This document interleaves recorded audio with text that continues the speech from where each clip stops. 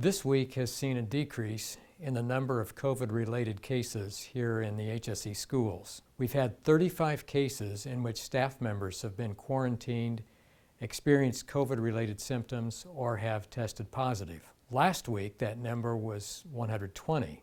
We've had 39 student cases this week, compared to 223 last week.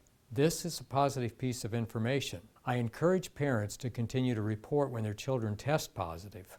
Online reporting is very simple and it enables more accurate situation assessment, particularly at the school building level. To prepare for the resumption of school following winter break, and especially for the resumption of in-person instruction, we have been processing the employment of new substitute teachers. We have 40 new substitutes and 90 more in the process. 5 training sessions scheduled before the second week of January, with the expectation that they will be prepared to begin by the third week of January. As it now stands, school is set to resume in a form of in-person instruction on Tuesday, January 19th. A decision on the instructional mode is to be discussed and approved at the first regular school board meeting on Wednesday, January 13th. Whether the return is a hybrid model of 50-50 or 100% person return, many teachers will be working with students on a synchronous platform, meaning that they will be teaching both in-person students and virtual students simultaneously. Why, you might ask? Would they be teaching virtual students when 100% in-person has been approved? Well, the answer to that is that some students have opted to remain virtual, and some students will continue to transition in and out of quarantine or self-isolation periods, thereby becoming temporarily virtual students. This synchronous instruction can be challenging for the teachers.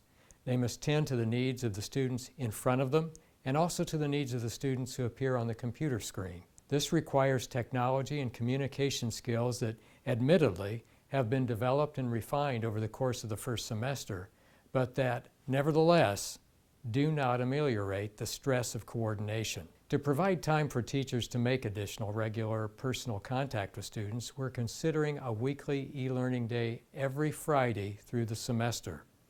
This would enable teachers not only to connect with students needing additional assistance, but it would also provide time for teachers to coordinate lessons with one another and develop engaging lessons for students regardless of the mode of instruction.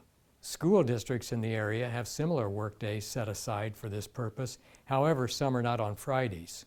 We have been discussing Fridays because it does not break up the work. It not only saves on substitute teacher costs, it also provides opportunities for deep cleaning of the buildings with disinfectants that are able to remain in place over the weekend. The effect that this would have on family schedules is not taken lightly. It would require that families plan for children to be at home on Fridays. Though e-learning is not as interactive as virtual instruction, it still involves students on their technology devices, accessing their assignments and submitting them for grades and/or credit. So it also requires varying degrees of support and supervision. We hope you would agree that this one day a week of e-learning, inconvenient though it may be for schedules, is preferable to the 2 to 5 days a week of virtual instruction. This year has been incredibly tough on all of us, especially our teachers and staff members. I want to thank all of our staff for rising to the many challenges that they have had to face in this pandemic. I would also like to recognize our very own frontline healthcare workers, our school nurses.